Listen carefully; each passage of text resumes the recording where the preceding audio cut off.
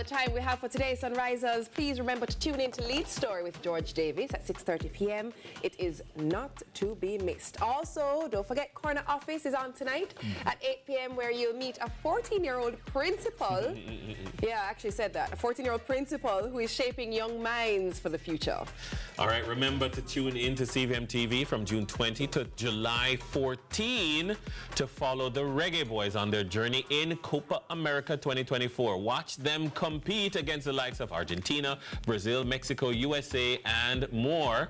Hopefully they'll go all the way in this year's tournament. You can see it happen live on CVM TV. Again, June 20 to July 14. The Roundtable squad takes over right now. Bye.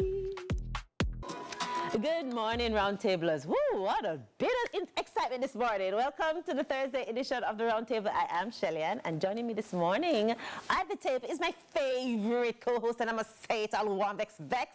Kirk, how you doing, darling? Good morning. Good morning, good morning. And of course, we have a special guest with us, Dr. Shane Alexis. How you doing, Doc? I'm great. Good to see you. Thanks for having me. Yes, man. I like this color on you. It looks, brighten you up. Make you look nice and spiffy. Summertime. Yes, I know, right? And you realize the rain we've been having in the summertime here? I'm enjoying it. I'm enjoying it. Yes, because I know the sun is waiting. Speaking of sun, something hot is coming. There we go. All right, make us see what's going on in the box this morning. All right, still no food. The Gelding Stigma, supporting men's reproductive choices. Now, of course, I don't know who has been tuning into the world, but apparently we are having a low birth rate across the world, and Jamaica, Africa, everything, because the low birth rate is also happening here. And every time I see a doctor, I like to ask them about these things, So, Shane, I'm going to jump with you, Dr. Alexis. Tell us. So, before, we get into the conversation so deep, let me tell you what a gelding is for those people who are watching online wondering, what is a gelding? A gelding is a Jamaican terminology used to describe men who haven't yet fathered a child. Simply put. So, Dr. Alexis, low birth rate, the geldings, what's going on? But I think the first thing is, the Jamaica I come from, they call it that you're firing blanks. Oh. Okay. A lot of people in the streets say, boy, you don't have no youth yet, especially once you leave high school, which is, I think, one of the stigmas that we have to,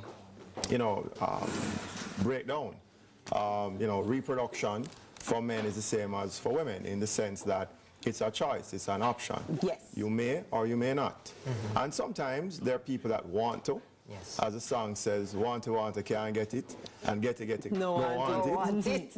Exactly. So you see, just about, everybody has a story. Yes. And of course, I guess this morning we're going to talk more about some of that. Yeah. But in my experience, I think that there's definitely a lot of pressure on men to, once you get 2 or 3 subjects, or not, just go and have a youth, and that makes you a man, and I don't think that's always true.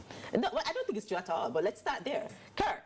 Listen, I tell everybody, I'm not on the gelding truck, I am the driver of the gelding truck, okay? It is my choice to be that driver of that gelding truck. Yes. I think children should come planned. Yes. That's the first thing, right? It's not every one and every situation you can be like, okay, I should get a youth or whatever. I think you need to plan it financially. Is this a good time in my life? Is this a good woman that I'm with? All of that stuff needs to be planned out. So for me personally, that time just don't reach yet. So yeah, I have a lot of the boxes checked, like the marriage and all of that stuff. But I have to consider things like, is she ready? Of course. Right? Of course. Is the money ready and all of that stuff? Yes, man. Such an important point. But I want to touch a little bit on just culturally, because the truth is a lot of persons are being very much more deliberate about if they have children or how many children they will have. You find that there are a lot of people who are having less children now than back in the day. Because my stepmother has 13 brothers and sisters. Wow. How many people are having 14 children now, So when you look at the landscape, for example, Dr. Alexis, and we're talking a little bit about this in the back, in the back, how much of this do you think has to do with not wanting to have children or not being able to actually produce a child? That's a great question. I think that, listening to your story, I didn't have kids until I was in my 40s. At that time, years ago, I was busy advocating for, one group or another, trying to attend to patients and focus on those areas. And then, your mind changes. Yes. And I think it's okay to first of all let people know you have a choice. You can change your mind. Nothing is cast in stone. So I've had, patients and my own experience. They say, boy, I'm not sure. And then, you wake up for a period in your life and you say, yes, man, I want, 5 children, 10 children. And then there's another time that you're like, maybe life is good as is. You turn on the news and you say, boy, people blowing up people, wars, famine, environmental changes, etc. Even life in Jamaica sometimes, Jamaica on a good day is the greatest place on earth. Oh, fantastic. But on another day, you say, boy, the line in the tax office, the bills come in, you see the person next door to you struggling, you wonder if you should follow. I think ultimately, though, it's a gift, it's a blessing for those of us who have kids. I have 2 daughters, that's why I'm wearing pink. And, funny when you talk about planning, it was kind of planned the first time. We were married for maybe 12 years, 13 years. But then the second one is a year apart. Oh. So on the day when my wife said to me, boy, I have some news. You're still trying to get used to the first one. And, it's just something that I think, life isn't always planned. Yes. I didn't plan to be here this morning. But, the topic sounded interesting. The vibe was right. Come out and just share an experience. And I think as certainly in the male community in Jamaica, we spend a lot of time talking about, which music video, which man have the biggest car, and who have the wickedest party.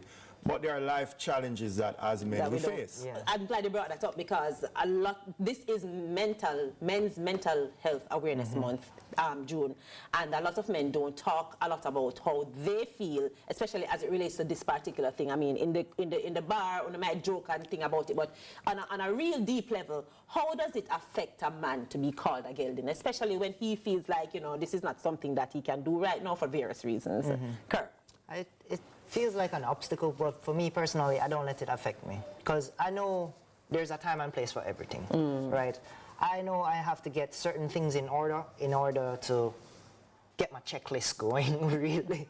Be like, okay, everybody can, well, almost everybody, besides for medical reasons, can be a, how you call it? A Dad, father. Yeah. You can just say father, right? Fine. But not everybody is going to be like a good dad that raises their kids, Participates. right? Some people are like, all right, they haven't developed themselves to a certain point where it's like, okay, I'm going to be a good dad, right? I'm like, all right, cool.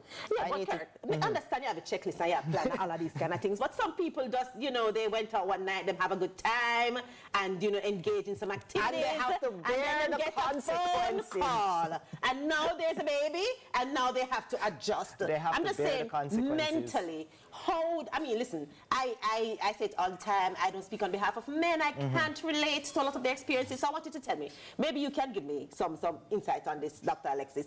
How do men participate, or what goes on in their mind in this part of the conversation, especially when them see all of them friends are, them have them little mini-me and them just alike and they're great fathers and all of that. What's the conversation that they're having with themselves? I don't care. I was like, it's soon my time. That's what I tell myself. What do you tell? No, but it's not everybody's still like Kirk with the checklist. So, come.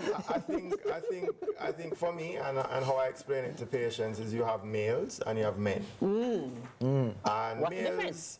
Males are generally, individuals with penises that just live life. Men take responsibility. There we go. And in parenting, I think that many of us really before we're parents kind of think, and I think there's a genuine fear that I can mess this up. What if I get it wrong? What will I do? I don't know how to do this. And I grew up in a single parent home with my mom. So I didn't have a father, but I had father figures, but I didn't have a father in my home to show me, well, this is how you behave, what you do. Right. I'm the man I am today because of a woman. Yeah. Good. And I think that, I could have gone down the road of fear. I can't do this. I don't know how. I've never really seen it done. But I think it's a natural instinct for some of us to pursue parenthood, others to do it through surrogacy. In other words, you can be somebody's dad or father figure in someone's life. Right. We look at situations of adoption. Yes. There are couples who genuinely can't have children, whether it's whichever partner it is. And I think it's something that, we have to stop throwing stones, especially those of us who live in glass houses. They say, look, I don't know why you've made the decision you have in your life. Right. I'm not going to beat on you. What I'm going to do is encourage you to say, listen, if you want to have kids, as a man, talk to a man with kids, find out a little bit about, Yes. how it go. If you're afraid of the school fee, or look, it will work out. Kids don't need as much material things as we think they need. Quite often, it's just love and support. I mean, my kids, just going to the pharmacy and buying a toy, Yes. a little car or a little lollipop is a fantastic day. Experience They for them, don't all have to go to Disneyland. You don't have to go to the biggest For sure. hotel or anything like that. Just a sure. simple outing, and that's love. I'm glad you brought up that point, and we're going to come back to that. But right now, we've got to take a break. So when we get back, there'll be more of this discussion.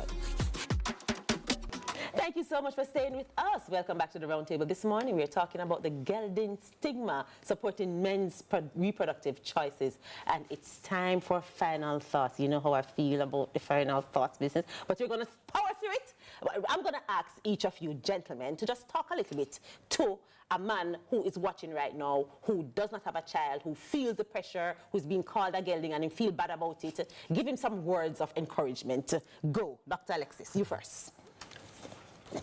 I think that, for men, we really have to have a more progressive outlook. I mean, as Jamaica changes and we develop in so many different ways, our discussions around reproductive health for both men and women, including paternity care, time off for men to be, good fathers or to develop fathering skills, understanding that there are different scenarios in which we find ourselves.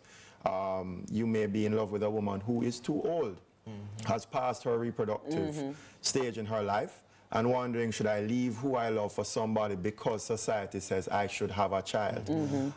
Is it okay to be a father to your brother's children or somebody else that needs love and is not receiving it where they are? Right. So I think it's time for us to elevate our conversations to being more supportive as a society, looking out for one another, genuinely being our brother's keeper, and really more encouragement than pulling down people who have made choices that maybe we don't share, but at the same time require our understanding and support. And I think if we start there, we can develop the different conversations for all the different scenarios that exist. Awesome. The jeering is not needed. Yes. The jeering is not needed. So, as the driver of the gelding truck, I will decide when I jump off the truck, right? So I think everyone has that responsibility to decide when they do have a child, right? And when you do, you make sure that you're a good dad and a good father, a good husband and everything, right? The baby is going to be a lot of work, a lot of sleepless nights, and a whole lot of responsibility, basically. So be sure that you're ready for that before, you go to a party and activities happen. That's what I think.